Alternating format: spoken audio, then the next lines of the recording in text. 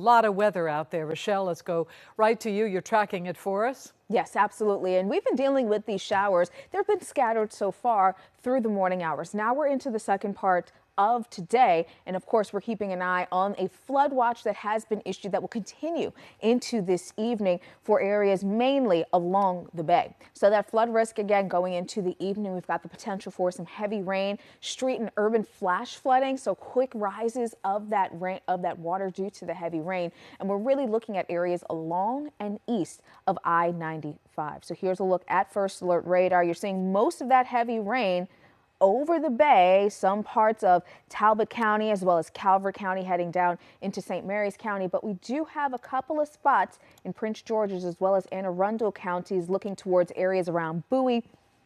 And then crossing the county line along Route 50, you're seeing some of those heavier showers into Anne Arundel County as well. So we'll continue to monitor that. So far, rainfall estimates here statewide, zooming it back out, you can see, again, heavy rainfall right along that bay area. We're looking at some coastal areas of Anne Arundel County, a few spotty areas of Calvert County, as well as some parts of the Eastern Shore. Watching the Eastern Shore maybe a little bit more closely as well. So here's a look at that flood watch continues into the evening, including that evening commute. We'll take a look at Futurecast coming up in the full First Alert update.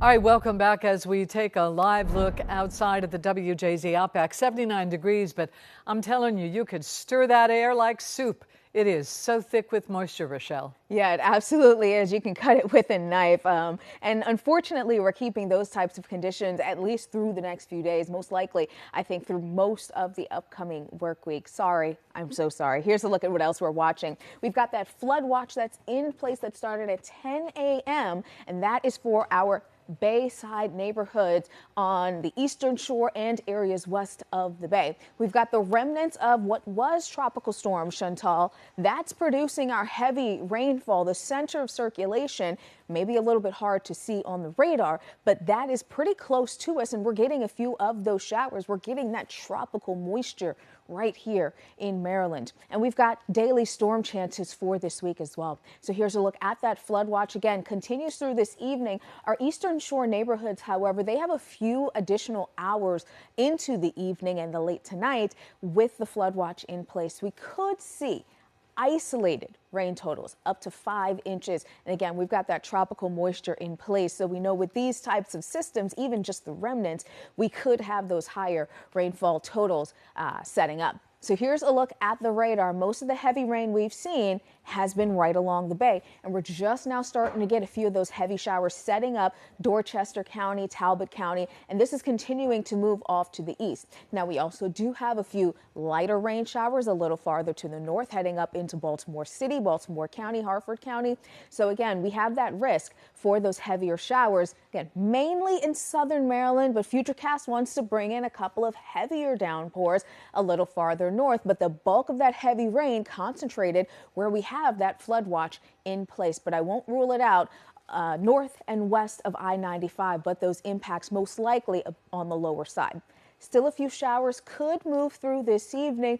Futurecast bringing those south of Baltimore City, but we could have an isolated shower or two tonight that's a bit heavier going into Tuesday morning. So here's the weather setup. We've got the remnants of Chantal expected to move at least over southern Maryland later this evening. And then this is the system we're going to watch afterward, a cold front sagging to the south, and it's going to park itself nearby, if not right over Maryland, producing those daily storm chances.